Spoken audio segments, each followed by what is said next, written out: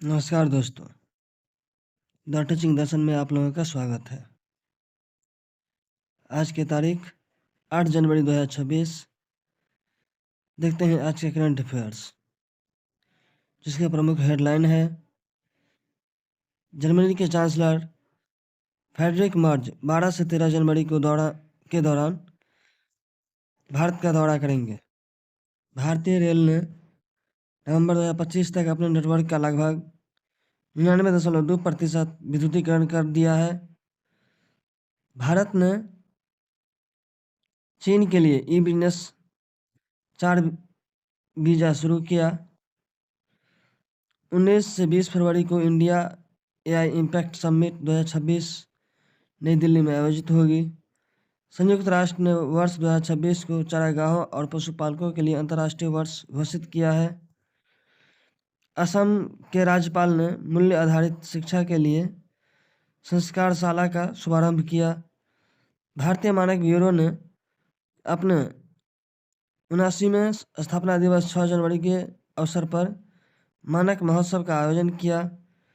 Railway विद्युतीकरण भारत में पर्यावरण के लक्ष्य कैसे जुड़ा है? ई वीज़ा प्रणाली भारत की किस सरकारी पहल को दर्शाती है और 20 की भूमिका उपभोक्ता संरक्षण में क्यों महत्वपूर्ण है?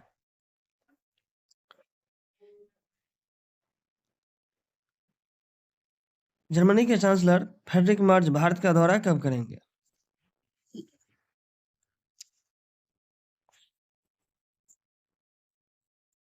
इसका ऑप्शन ए है 10 से 11 जनवरी, ऑप्शन बी है 11 से 12 जनवरी, ऑप्शन सी है 12 से 13 जनवरी और ऑप्शन डी है 15 से 16 जनवरी।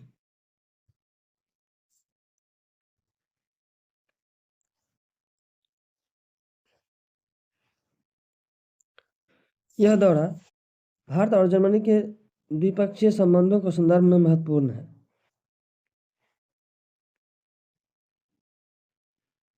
जर्मनी यूरोप के सबसे बड़ी अर्थव्यवस्था है। जर्मनी जो है सो यूरोप महादेश की सबसे बड़ी अर्थव्यवस्था है और भारत के वे पारंपरिक साझेदार भी हैं। ऐसे दौरे अक्सर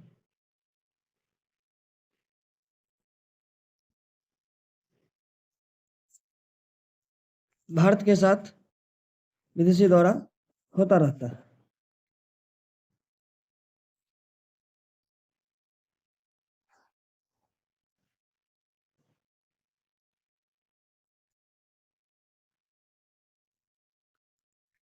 अगला क्वेश्चन है, भारतीय रेल ने नवंबर 2025 तक अपने नेटवर्क का कितना प्रतिशत विद्युतीकरण कर दिया है? ऑप्शन ए है 97%, ऑप्शन बी है 98.5%, ऑप्शन सी है 99.2% और ऑप्शन डी है 100%।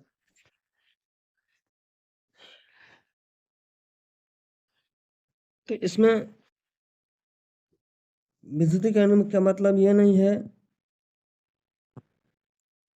कि जितने भी प्लेटफॉर्म है सभी जगह विद्युतीकरण हो गया है, बल्कि जहाँ जहाँ लगा हुआ है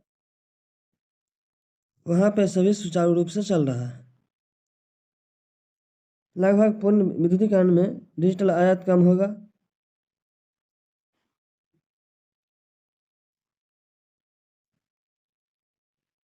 और परिचालन लागत घटेगी, प्रदूषण में भी कमी होगा। इसका सही आंसर हो जाएगा ऑप्शन सी, 99.2%।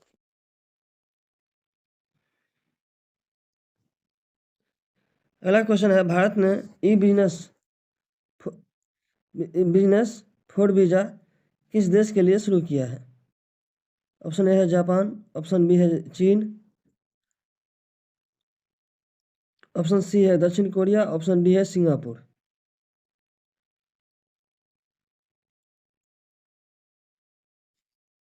तो यह वीज़ा व्यापार को आसान बनाने के लिए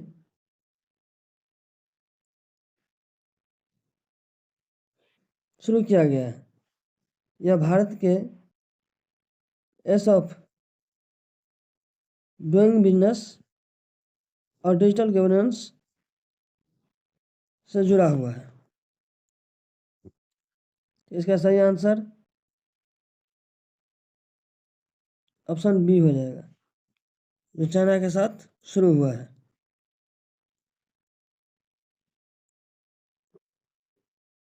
चाइना की राजधानी बीजिंग है और इसका मुद्रा जो है सो येन है।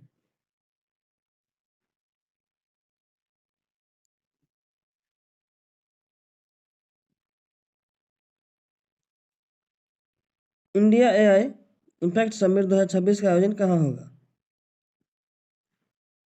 Option A Bengaluru, option B Mumbai, option C New Delhi, option D Hyderabad. तो एआई समिट आर्टिफिशियल इंटेलिजेंस है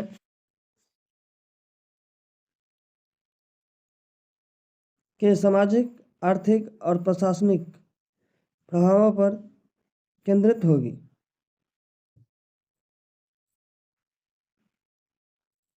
और ये होगा नई दिल्ली में।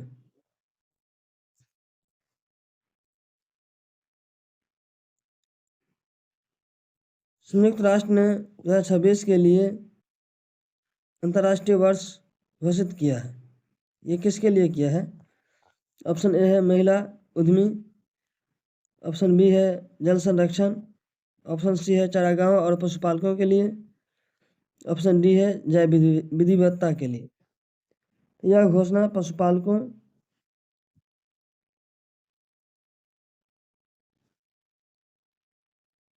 की आजीविका, ग्रामीण अर्थव्यवस्था और सतत विकास के लक्ष्य से जुड़ा हुआ है।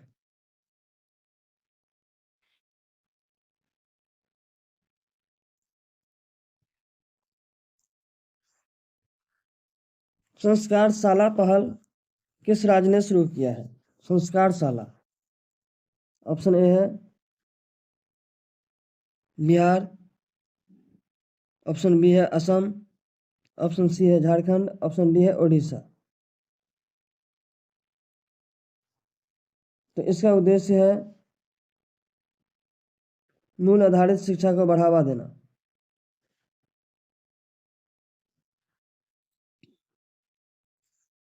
और इसको असम सरकार ने शुरू किया है।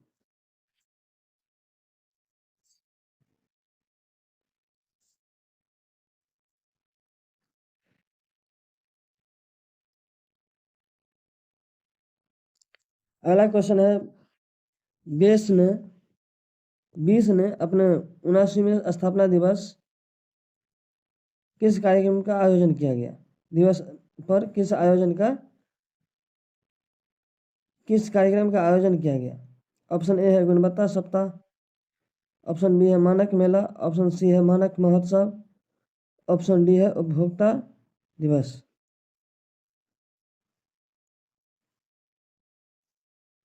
तो बेस उत्पाद गुणवत्ता और मानकीकरण से जुड़े राष्ट्रीय संस्थान है। इसकी स्थापना 1947 में हुई थी। तो इसका सही आंसर ऑप्शन सी मानक महोत्सव हो जाएगा।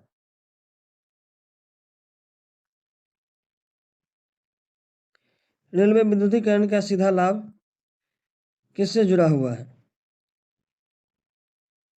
ऑप्शन ए पर्यटन, ऑप्शन बी पर्यावरण संरक्षण, ऑप्शन सी जनसंख्या नियंत्रण, ऑप्शन डी शहरीकरण। तो विद्युतीकरण जो करण है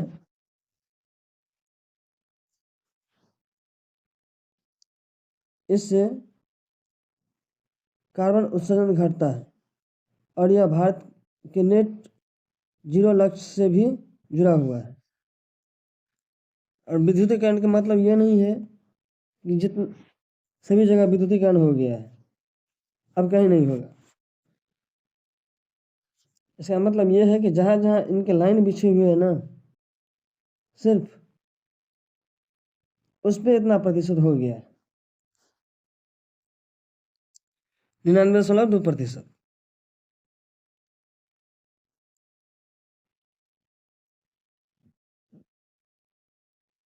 अगला क्वेश्चन है, ई वीजा प्रणाली भारत की किस पहल को दर्शाती है? ऑप्शन ए है make in India, option B है डिजिटल इंडिया, ऑप्शन सी है स्टार्टअप इंडिया, ऑप्शन डी है स्किल इंडिया। ई वीजा पूरी तरह से डिजिटल प्रक्रिया है जो प्रशासनिक सुधार का उदाहरण है।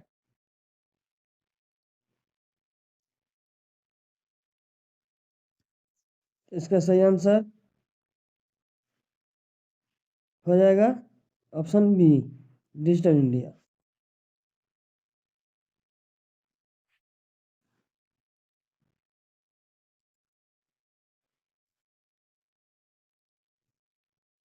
अगला क्वेश्चन है, बीज का मुख्य कार्य क्या है? ऑप्शन ए है कर संग्रह करना, ऑप्शन बी है उत्पाद मानकीकरण का और उपभोक्ता संरक्षण, ऑप्शन सी है शिक्षा नीति, ऑप्शन डी है विदेशी व्यापार। बीज गुणवत्ता मानकों के लिए उपभोक्ताओं को सुरक्षित उत्पाद उपलब्ध कराने का कार्य करता है। इसका सही आंसर ऑप्शन बी उत्पाद मानकीकरण और उपभोक्ता संरक्षण।